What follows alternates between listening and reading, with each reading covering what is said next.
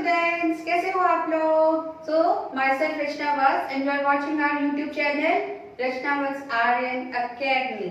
Science की class लगती है 9th और 10th के लिए और 11th और 12th के लिए केमिस्ट्री। तो आज हम 12th की केमिस्ट्री स्टार्ट करेंगे। सॉल्यूशन का चैप्टर हम ऑलरेडी कर रहे हैं। तो आज का हमारा टॉपिक है कॉलिगेटेड प्रॉपर्टीज। इससे पहले के चैप्टर का लिंक आप डिस्क्रिप्शन में देख सकते हैं। पहले वो देखिएगा सारे लेक्चर्स, फिर ये स्टार्ट कीजिएगा ताकि आपको अच्छे से समझ में आए।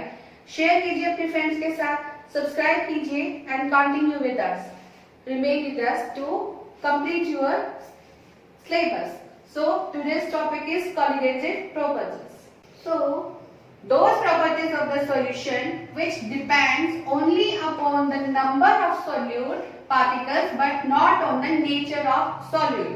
Solution की वो properties जो सिर्फ मोल्स पे डिपेंड करेंगी सोल्यूट के। सोल्यूट आप कौन सा ले रहे हो, उसका नेचर क्या है, उसके ऊपर कोई फर्क नहीं पड़ता।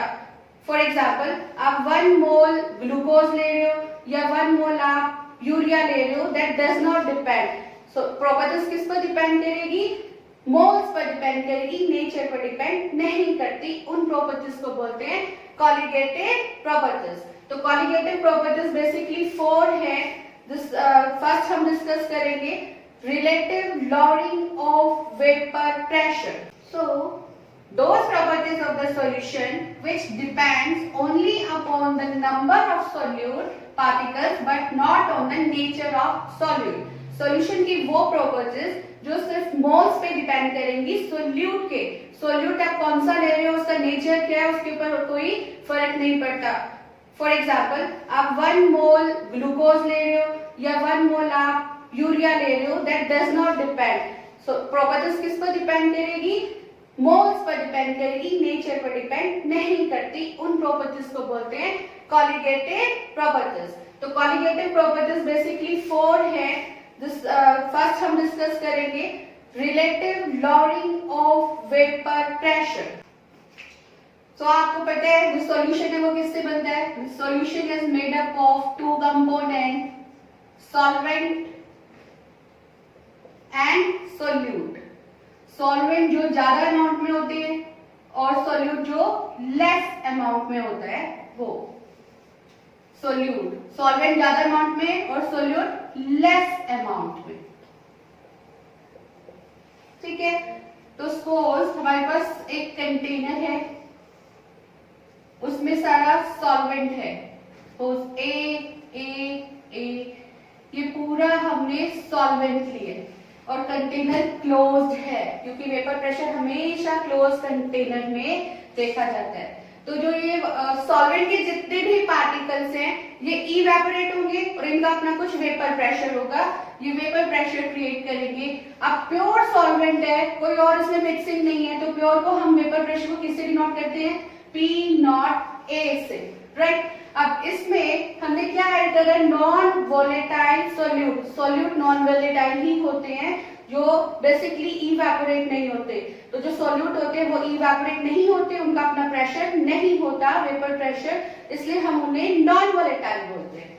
तो इस सॉल्वेंट में अगर हमने नॉन वोलेटाइल सोल्यूट ऐड किया तो सॉल्वेंट प्लस सोल्यूट सोल्यूशन बन जाएगा, राइट। तो कहीं कहीं ए के पार्टिकल्स होंगे, कहीं बी के पार्टिकल्स होंगे। अब बी के पार्टिकल्स ने ए के पार्टिकल्स की अमाउंट यहाँ सरफेस पे कम कर दी, तो जो कम मॉलिक्यूल्स होंगे वो ही वेपर्स में चेंज होंगे। तो ये सॉल्यूशन है। तो सॉल्यूशन का जो वेपर प्रेशर होगा वो कम हो जाएगा, डिक्रीज हो जाएगा as compare to pure solvent. Suppose पहले 100 mm Hg था, तो यहाँ पर 70 mm Hg हो जाएगा। क्यों हो जाएगा? क्योंकि यहाँ पे नंबर ऑफ कंपोनेंट्स जो वेपर्स में चेंज हो रहे हैं वो कम हो गए हैं, क्योंकि इवेपोरेशन एक सरफेस फिनोमिना है।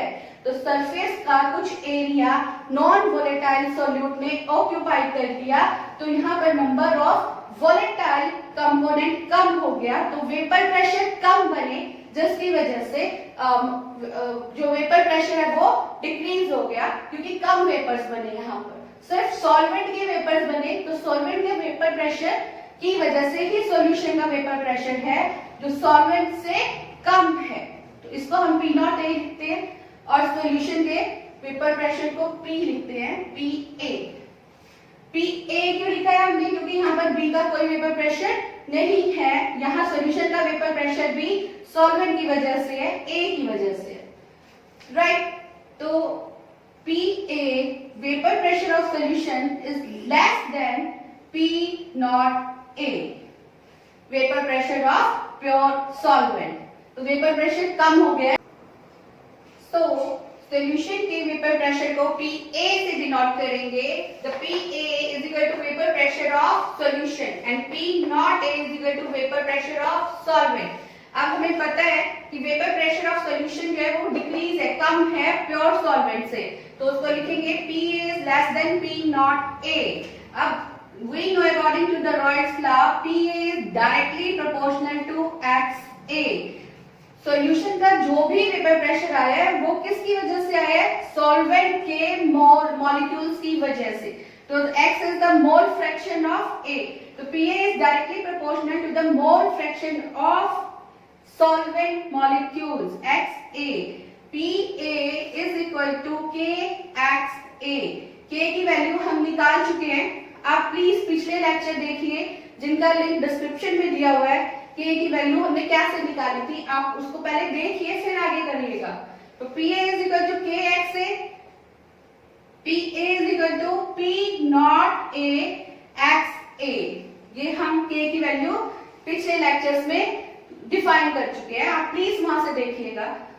Now PA is equal to P not A XA। PA क्या है? Vapour pressure of solution. P not A vapour pressure of solvent. XA mole fraction of A, right. तो मोल फ्रैक्शन ऑफ A को हमें पता है mole fraction दोनों components का किसके इक्वल होता है? 1 के इक्वल होता है। तो XA की वैल्यू अगर हम निकालेंगे XA is equal to 1 minus XB। Put the value here.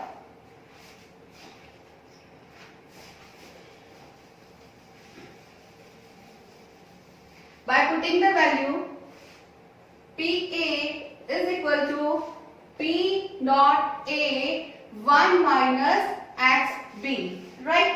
अब इनको मल्टीप्लाई करके लिखेंगे PA is equal to P not A minus P not XB। Interchange, minus वाली को इस साइड ले आओ, लेफ्ट साइड, और इसको उधर।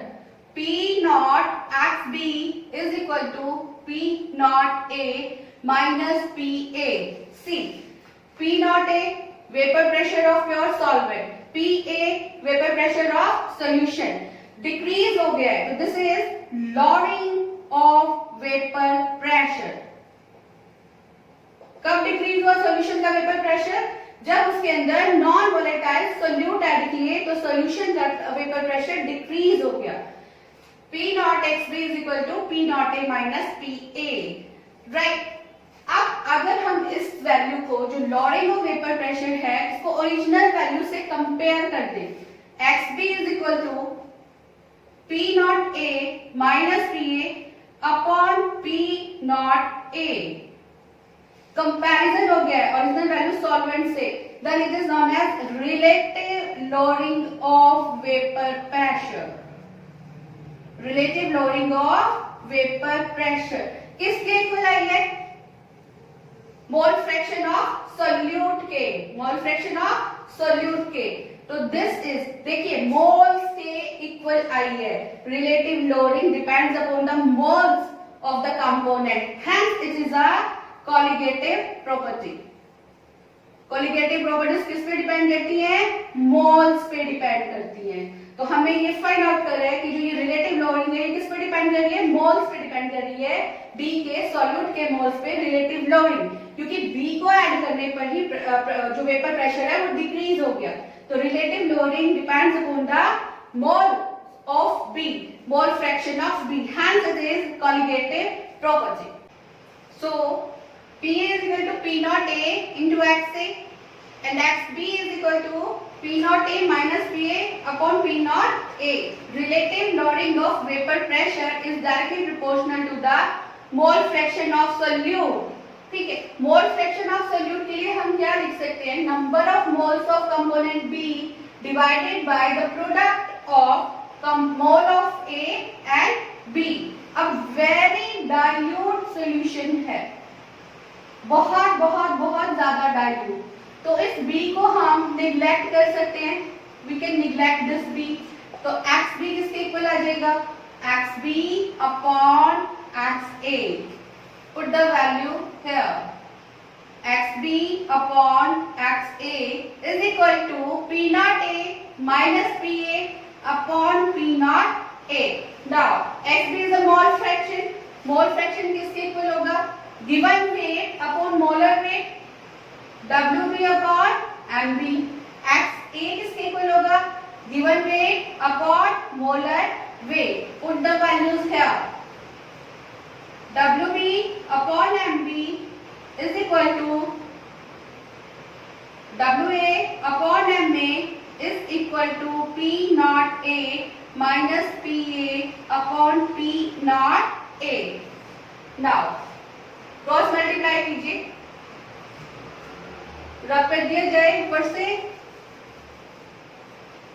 P naught A minus PA upon P naught A is equal to, इसको देखो, WB upon MB. अब ये वाला रेसिप्रोकेट होएगा तो मल्टीप्लिकेशन में आ जाएगा MA upon WA, right. Now MB को इधर ले जाओ और इस पूरे को यहाँ, MB is equal to WB divided by P naught A minus PA upon P naught A. ये पूरा टर्म यहाँ पे शिफ्ट हो गया है, into molar mass of component A divided by given mass of component A. This is the formula which we use in numericals. This is relative lowering of vapor pressure. P naught A pure solvent pressure, vapor pressure of pure solvent. PA vapor pressure of solution. MA molar mass of component A. WA given mass of component A. In this way we can find out the molar mass of component. So students, अभी हमने discuss किया है first colligative property, relative lowering of vapour pressure. अगर आपको समझ में आया है तो लाइक कीजिए, सब्सक्राइब कीजिए चैनल को और शेयर कीजिए अपने फ्रेंड्स के साथ. और stay tuned with us for the new next property, that is elevation in freezing point. Stay tuned with us. Thank you.